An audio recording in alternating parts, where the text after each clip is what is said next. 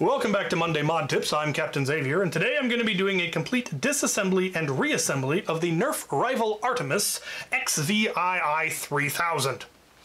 First, we're going to take a look at the controls so we can see what it's supposed to do so that we can then demonstrate that it still does it when I'm done. This is a pump-action Springer. It has an internal magazine that can be reloaded by sliding this slide back. It locks forward, it locks backwards, pulls back the followers, loads the rounds in there. As you fire the blaster, it feeds from the rightmost magazine first, then the middle, then the left. Once each one is empty, you can obviously top them off as you go. Very handy. It is a revolver. This will rotate as the blaster is primed. It's a pump-action Springer. Pump it. It rotates halfway, rest it lines up. You can then fire it. It does have slam fire, one of its better features. It does have a safety like all rival blasters, which simply prevents you from pulling the trigger. Doesn't prevent you from priming. There is a ratcheting lock on the prime, so as you come back, it locks so it won't go forward until you go all the way back. And then once you start moving forward, it locks so you can't go back until you've gone all the way forward. When it's primed, it will in fact lock in the forward position until you fire the blaster. However, there is a slide release on the left side of the blaster. By pulling this down, it will release it in case there's some sort of a jam. But this will only work when the blaster is all the way forward. If it locks in here somewhere, the slide release will not do anything for you. It's the ratchet that's now holding it in place, and there isn't a ratchet release. Though there probably should be. Go all the way forward, and now you can fire it. There is a prime indicator, though it's not particularly obvious. There's a little section right there that will go orange, but it's orange on a red background, and it's not particularly obvious. Now it's deprimed, you can kind of see through it. When it's primed, it will go solid orange. We'll see how that works.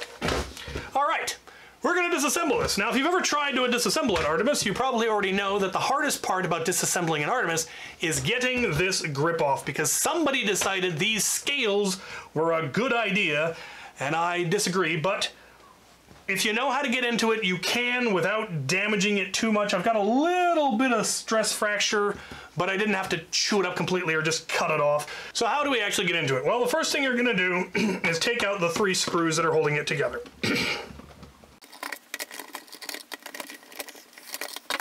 Okay, once we have those 3 screws out, we get to the part that can be frustrating until you figure out the trick to it. So what we're going to be using are a pair of plastic spudgers, or little plastic pry bars. If I can find the link that I got these, I think I got them on Amazon, I'll put it down in the description.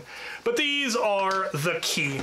We're going to go on the side that has the screw ports, doesn't really matter, but we're going to pop up either side. And so we're going to go right at the seam, push in and forward, and you should be able to get them to pop up.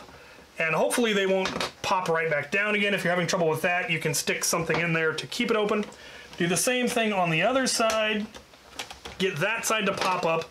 Once both sides are slightly popped up, we are going to move to the front part of the priming handle. And we're going to pull that apart and get our pry bar in there, and we're going to pry it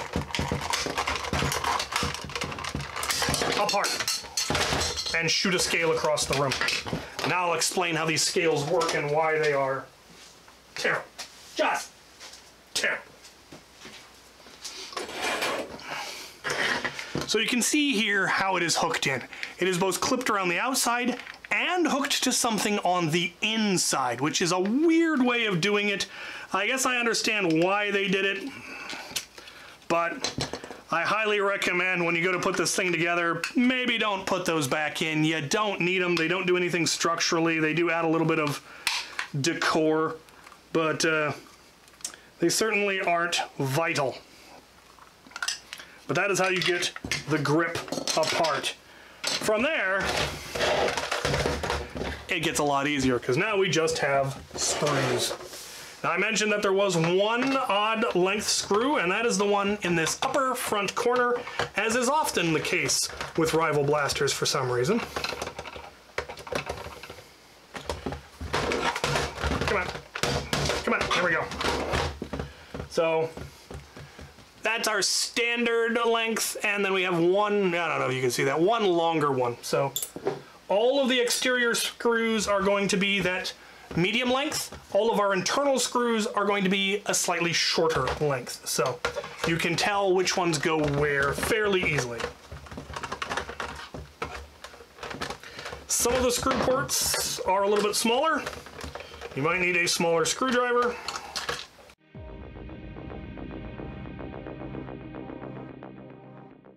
There is then one screw on the other side of the shell, right here. We will need to take it out.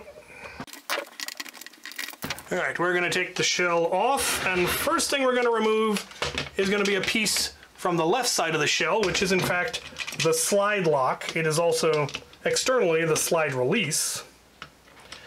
And as I mentioned, all internal screws are a little bit shorter, so you can tell whether they are external or shell screws or internal screws fairly easily. Now this will come apart. Be careful, the spring here is not captive and is prone to sproinging, so be aware of that. We can now set that aside and start looking at the more complicated bit. Though it's not really as complicated as you might originally think. This is essentially a pump-action revolver. But it's not all that more complex than some of the other blasters that we've seen in this series. I'm going to take off the cosmetic stuff first. We've got our sling mounts, we've got our top rail, we've got this little plate that goes in the front. We can set all of those aside. We can pull out our trigger. The spring on this one is fairly captive, so it doesn't wander off too easily. We can remove our safety. Here's another part that is very prone to sproinging. This is the ratchet for the slide, and it is 3 pieces, and the spring is not captive, so be careful about that. We then have an internal screw here that we're going to go ahead and take this small piece off. This is the safety's catch knob, or catch plate, tab, whatever you want to call it. That'll go there. We can now take... Oh, no, looks like I missed one external screw up here. Oh, no, I got it. It just doesn't want to leave off. There we go. Now, there is a spring in here that is not captive and is very prone to sproinging. So be careful with that. This barrel retention thing, you're going to rotate it 90 degrees, and then it will pull out. And then you can remove the barrel. And now we can lift the entire internals up and out. This will then come off. It is in fact held in place by the shell. There are no additional parts to remove on this side anymore. We already took off that tab. That was the only thing that was screwed to this side. So we can set our shell aside. We're now going to take or disassemble the magazines. Now these 2 screws can technically be accessed when the shell is still on, but they are shorter screws, and I consider them to be internal screws rather than shell screws, because you cannot remove this end cap when the blaster is assembled. So, but we've got our 2 shorter screws there.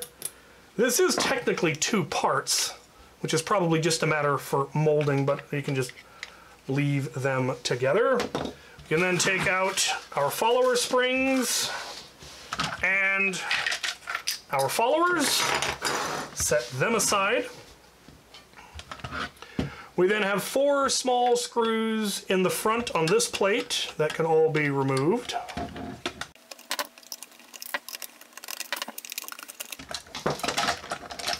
And those 2 parts will come out. We can take our plunger out. This spring is captive. Leave it on there. You're not going to want to lose that. The final screw to take out, if we pull this back, you can see a screw down there connected to the plunger rod. It's another short internal screw.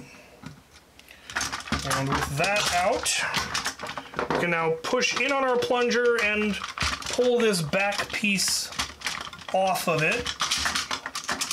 This weird looking piece will come out. This will now allow us to pull the plunger head, rod, and main spring out. We can now get rid of the magazine, leaving us with this wacky looking assembly. There are a couple of parts clipped on. We're going to use our spudger to get some leverage and pry it all apart. This is what we're going to refer to as our priming rod going forward. It's what the handle connects to. It's what actually forces stuff forward and back. This is a linkage. It does have something we can remove, but I'm going to remove it not because it's something you should ever remove, but it is something you may need to maintain in the future, and so I'm going to go ahead and remove it. It's just clipped on, clip on the front, clip on the back. It will come out. It's 3 parts. Non-captive spring, be careful of that. This is part of the rotation mech, and it is something that could potentially get gummed up and you might need to service, replace the spring or lube it or remove grit or something. And then we're going to leave the rest of this together. Technically, there's another part clipped on there that's holding this in place, but there's no need to remove that. Here then we have our slam fire linkage, and we will explain how that works later, and we have our catch. The catch is clipped in. You can simply push the 2 clips in. And again, there's a non-captive spring that likes to spring, so kind of hold it together when you pull it apart. The spring did spring there, but it didn't go anywhere. There's our catch, and that is as far down as we are going to go. So, all right, now that we have it fully disassembled, we're going to start the reassembly, and we're actually going to start with this part, which is the catch housing and the slam fire linkage bar. And the first thing we're going to do is reinstall the catch, which is this part, and its accompanying spring.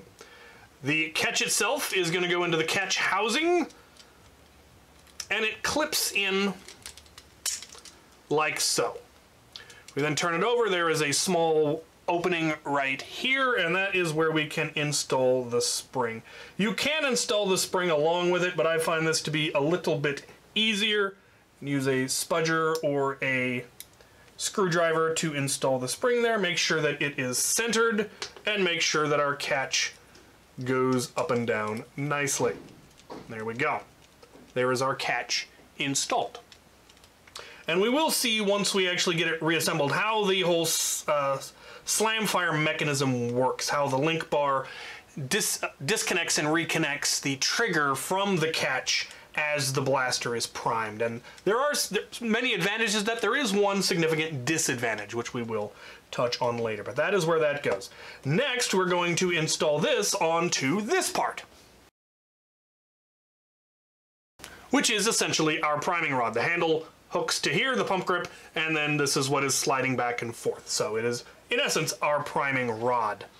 Now, this is simply going to go onto this plate here. There's nothing yet holding it in place, but there are a couple of hooks here on the bottom which go into these grooves, and when this goes all the way back, it will catch, and so when we pull the priming rod forward, it will also take the slam fire linkage with it, which is what is going to re-engage the trigger.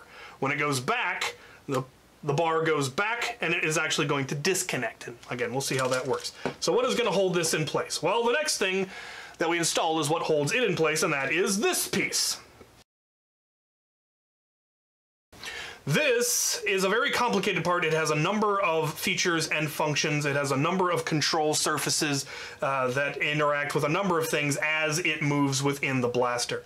This is the linkage between our priming rod and our plunger rod. It is also where the pin that interacts with the cam on the cylinder is. It's where the gears are mounted. It also controls, it has a number of other control surfaces that we will see. And yeah, a fascinating part. And the first thing we're going to do is reinstall that nub, which consists of these 3 parts. To install them, we're first going to put the spring into the hole. We're then going to put the nubbin in over the top of the spring, and finally this part will clip down onto it. And there we have it, our nub installed. Make sure that this does go up and down, that it doesn't get caught. If you're having rotation issues, it may be that this got gummed up, or the spring wore out, or something went wrong with it, or that it's out of the channel. Well, we need to make sure that it gets into the right channel on the cylinder, because there are some options. And we want to make sure it gets on there the right way. Now this is simply going to clip onto our priming rod using these two clips here and those two grooves there. Simply locks in there. And now we need to make sure that this part is in there correctly. There are a pair of little nubs right there you can see, and if those are on the outside, you're gonna have problems because this needs to be able to slide in further. So make sure that you can raise it up and slide it in, and it will eventually lock down into place, and that is where it should be. The whole thing should telescope open and closed. It needs to go all the way in. If it isn't able to, you're not going to be able to prime the blaster. So make sure that those are in the correct position. And they may try to sneak out later. So when you go to reassemble, make sure that they are there. There is that. Next thing we're going to connect is the magazine. The actual magazine, this is also has the housing for our plunger and our plunger rod. It has the other half of the teeth for the prime, for the mechanical advantage on that. And so we need to make sure that this gets installed correctly. We will eventually need to make sure that the gears are properly aligned. We need to make sure that that's in the right position. There is a hole here that this knob goes on. That's going to go right there. And then this is going to sit on here, and like I said, we'll need to ensure that those teeth are in the right position, though we're going to be moving them around and they'll probably get messed up if we try to actually align it now. I will show you the proper alignment when we go to actually put it into the shell. Next, we are going to, because right now there's nothing holding this in place, next we're going to install the plunger. And it is actually what's going to hold this onto the magazine there. The plunger consists of these three parts. We've got our plunger head and plunger rod, our main spring, which will clip onto there, and then we have this odd-looking piece, which is another one of those complicated parts that has a number of control surfaces that do a number of things. This will eventually just pop onto there, and then we're going to put a screw in this rearmost hole, but not yet because it has to be apart when we install it. But we're going to talk about what all of these weird parts in the back do. First, we have the actual notch that interacts with the catch and actually holds the plunger back. That's our first control surface. These two weird looking wings are in fact where the priming indicator are. Those are our priming indicators. It actually goes this way. And there's a hole in the shell there that these will line up with, and then it'll be orange, and that's how the priming indicator works. And then finally, this notch sticking down here on the bottom is part of the slide lock. This is what is going to unlock the slide when the plunger goes forward. This will go forward, it will unlock the slide, and then we'll be able to prime it again. That is what that surface does. So we're going to take them apart, and we're going to install it. Now, this is the hole it's going to be coming through, and there is only one way for it to go. Train? I've got a train coming in. And then it'll slot in there. We're now going to want to put this into position over the top of it. Push in on it so that it comes out enough that we can get this locked into place. Now the notch should be pointing towards the magazine. So it's going to go in there.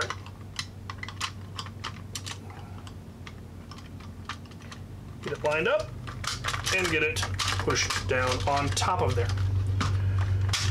And then pull this so that we can now access that spot we need to put the screw in. There's that train. So we're going to need one of our small internal screws, one of those short internal screws. And put it in right there on that last spot. And now this won't come off. It's kind of attached. But we can still adjust it in order to get the gears properly aligned. Now again, make sure that this is still able to telescope in.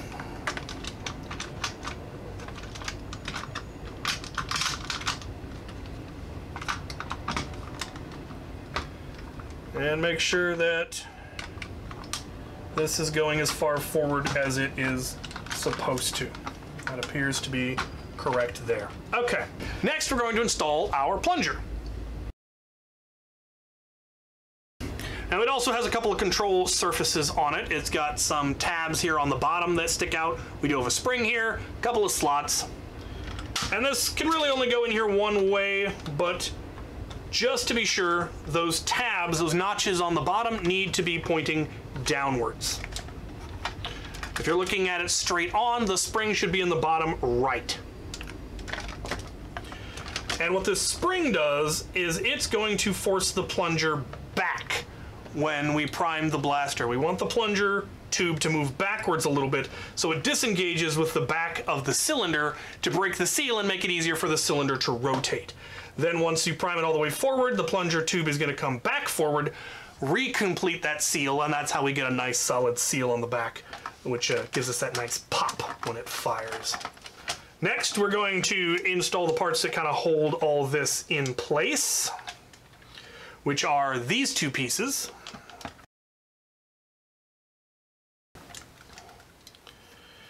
And the smaller one with the little pointy teeth bit is going to lie on the top of here, and it slides up and down. It's got, again, control surfaces that it slides on. There is a little nubbin pin post right here that is going to go onto that plunger spring, and then this is going to sit down on top of it. And we're going to use 4 more of our small internal screws to secure this in place.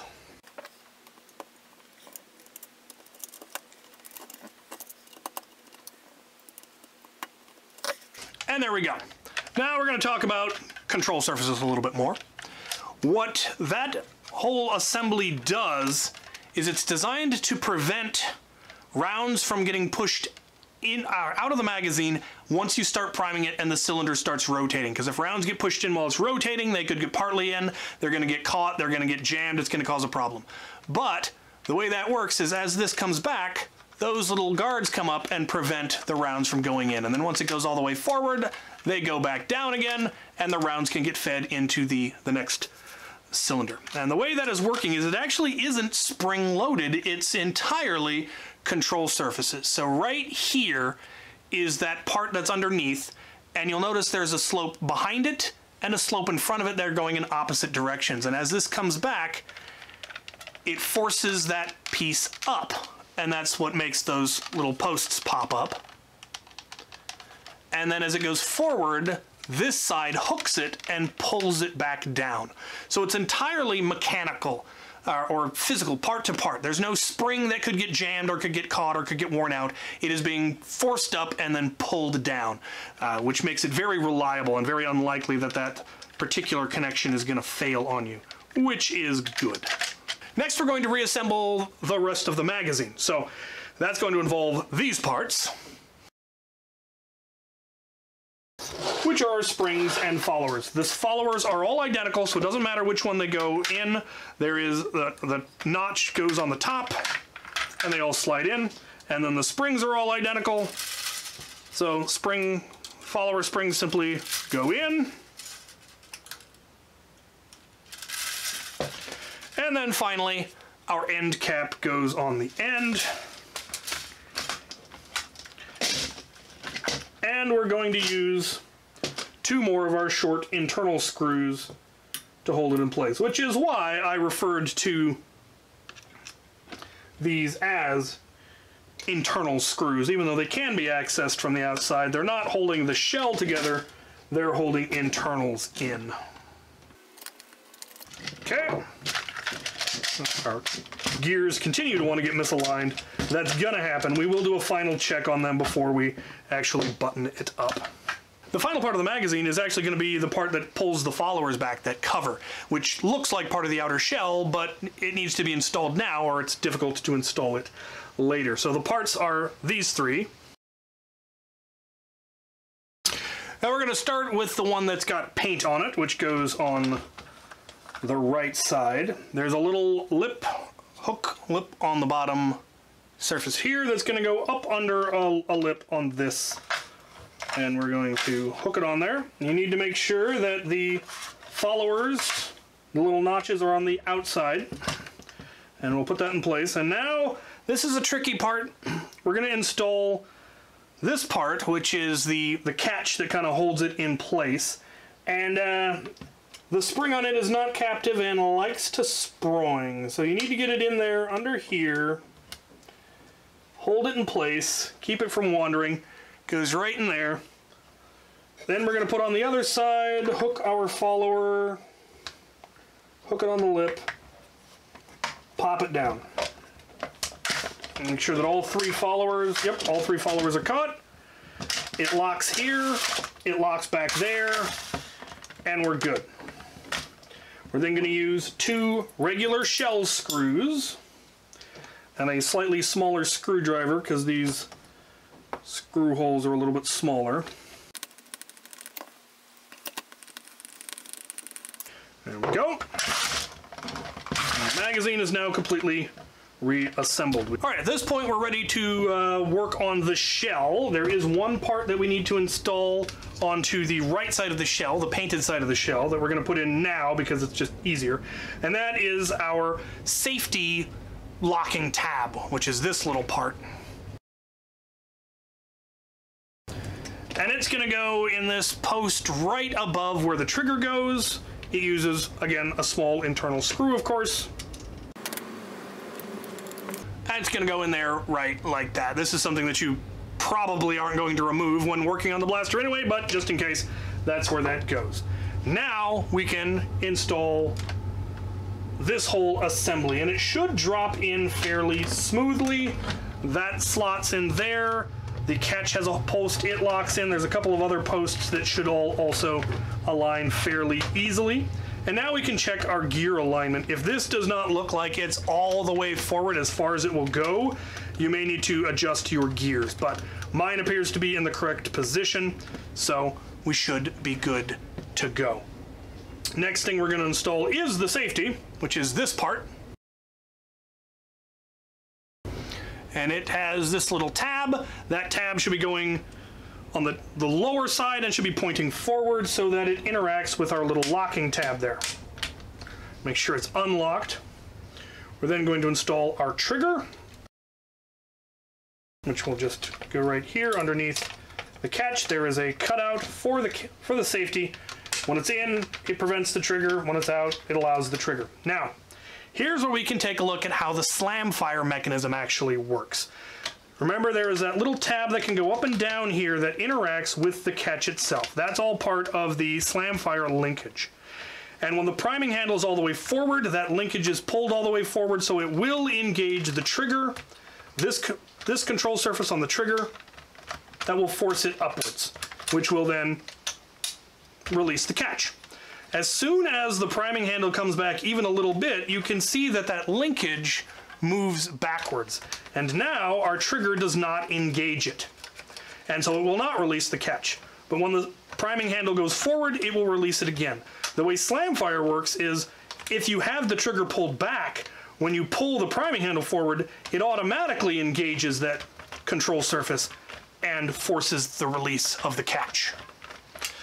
Now, this will come up a little bit later when we talk about the slide lock and what that ultimately means. But first we're going to install our slide ratchet, that thing that locks the slide as we're going forward and locks the slide again as we're going back. It's 3 parts, these 3 parts.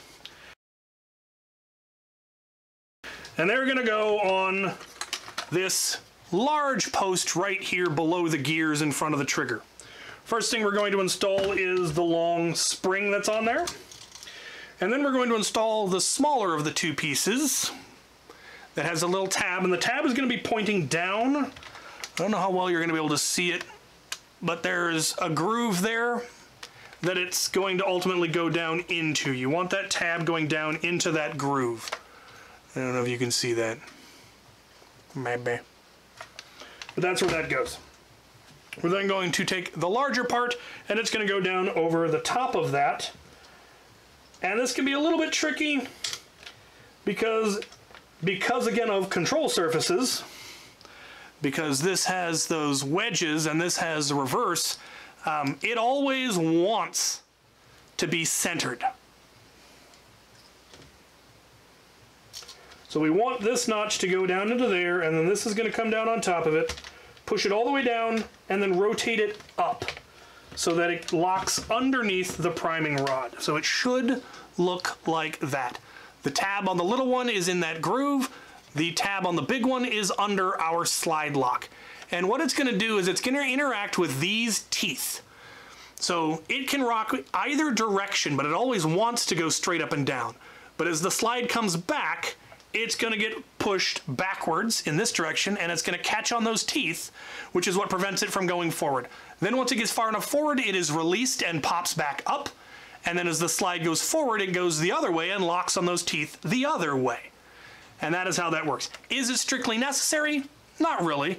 But there isn't really any advantage in removing it. That is where that piece goes. Be careful, it is a part that likes to go sproing. If this gets jostled out from under that, it's going to shoot up. So be careful about that. Next thing we're going to install is the barrel. And remember, it's got this grooved cam, this cam groove that is what rotates it, and it needs to be, this little tab, this little spring-loaded one here needs to be in there, but you need to be careful because it could just as easily fall into one of these. So you need to make sure it's in the right groove. And that's just a matter of rotating it into position, making sure it's on there, and then when it rotates, yep, it's in the right position. And as I told you, this thing likes to spring. It has... Okay, barrel's in place. Now we have the barrel retention piece, which is this piece. Like so. Now you'll notice on the back here, it has kind of barbs. And that's actually going to lock into something that's in here. So we need to put this in at a 90-degree angle to where it's supposed to be. And it's going to go into the hole in the center. It'll go all the way in, and then you can rotate it. If you try to put it in normally, it's going to get caught. So you need to rotate it, it'll go down, and then you can rotate it forward into place. Next, we're going to install this part. The top rail, it goes right here. There's only one way to put it in. And then we're going to install our sling mounts, these two parts. One goes here in the grip, and the other goes here on the back side of the blaster. Right there. There are our sling mounts. And finally, we have this part, which is a little plate that goes in the front, which as far as I can tell is just cosmetic. I just wanted more orange in the front, I guess. And we're done with this side. So we're ready to install the other side of the shell, but we do have something to install on that side first. On the left side of the shell, we need to install the slide lock, which is also the slide lock release. And that consists of these parts. Now be careful, this is not a captive spring, and as you can see right there, it likes to wander. But this is going to go in right here, right above the trigger guard, so that the knob sticks through on this side. There's a little channel for the spring, so it should be easy to get in there. And then we have our retention plate that's going to go over the top of it, like that. And we're going to use our last two small internal screws to hold this plate down. And there you go. Make sure that it's moving freely, that it's not snagged or anything. This is a part where there actually is potential for grit and junk to get inside there somehow, wood chips, sand, dirt, whatever, and prevent this from working properly, and that will cause the blaster to malfunction in some odd ways. So we're going to see how exactly does this operate as the slide lock. This is what locks the slide all the way forward when the blaster is primed. And again, it has to do with control surfaces. And the control surface in this case is this part, which is that weird shape that was on the back of the plunger rod that had the hook and the priming indicators. It had that tab that was pointed down that I said was a control surface, and that is what it is. When it's forward, when the blaster is not primed, it pushes down on this and unlocks the slide, and that's why we're able to prime the blaster. When it's all the way back and it's locked so that this is not in this location, then this part pops up, and this flat edge on the front here will engage with this edge of our priming rod, and that is what actually locks it. So when this is out of the way, this can lock our slide forward. And then when the blaster is fired and this comes flying forward, it pushes back down on this and releases the slide. So, could you remove the slide lock? Yes, but it actually isn't going to get you anything. In a lot of springers, if you remove the slide lock, it allows you to then either double prime the blaster if you want to do that, or to deprime the blaster. If you don't have a slide lock, then you can pull the prime back and pull the trigger and then slowly let off the spring tension. And so you can deprime the blaster without having to dry fire it. But this blaster has slam fire, which means you can't do that. Because if you prime it back, remember the trigger gets disengaged from the catch. And so pulling the trigger when the slide is back doesn't do anything because it's been disconnected because of slam fire. So removing the slide lock is not going to allow you to deprime this blaster unless you somehow disabled slam fire, which you could do if you really wanted to. It would be a matter of basically cutting this rod and gluing it in place. You know, cutting it so that this just connected directly to there. One of the best features of this blaster is slam fire, so I don't know why you would want to do that. But if you did want to, that's what you would have to do. You would have to disable the linkage so that it doesn't move when the blaster primes. All right, we are now ready to put the other half of the shell on. And it should, again, go on fairly smoothly. We'll need to make sure that the safety lines up, that everything is getting into place properly. Make sure the shell closes nicely. It's always a good idea, even if you're really sure of what you've done, to test it at least once. The first take I did of this, I had made an error and the blaster did not in fact function. So let's see if I made that same error again, or if I got it right. So I'm gonna put one screw in and try priming it.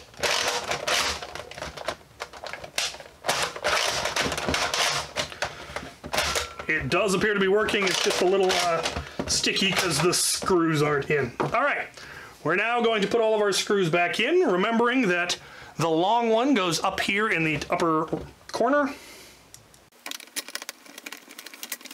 When putting screws in, remember to always rotate it counterclockwise until you feel it click, kind of drop down into place. That's the threads aligning.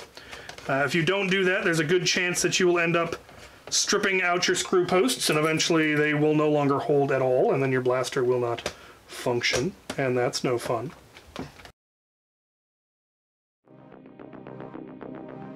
And don't forget, there is one screw on the far side, and in hindsight, if we'd put that in earlier, it holds the internals in, which can make it a little bit easier to reassemble, but as we just saw, it's not necessary, but don't forget about it.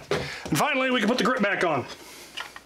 So we're gonna put, it's technically symmetrical, but I want all the screws on the same side, so I'm gonna have the side with the screws on this side. We're gonna put it together, and then we're gonna put the scales on, and then we'll put the screws in. So the scales go in, they lock the whole thing into place in that strange and annoying fashion.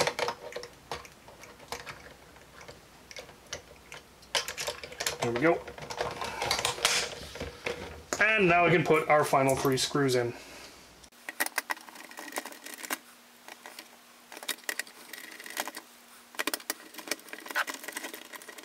There it is. All right, let's give a quick check of all the controls.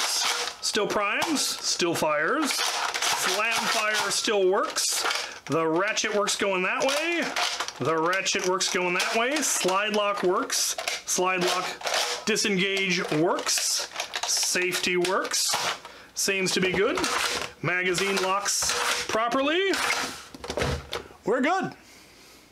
So there is the full disassembly and reassembly of the Nerf rival Artemis XVII 3000. The survey for what blasters I'll be doing next will be posted the same time this video does. Check it out in the community section on my channel. By all means, give suggestions for things you'd like to see added to said survey in the future in the comments of that video, and I will check, and if it's stuff that I haven't done, think's a good idea, I will add it to the list. I hope this was helpful to some of you. Thank you for watching.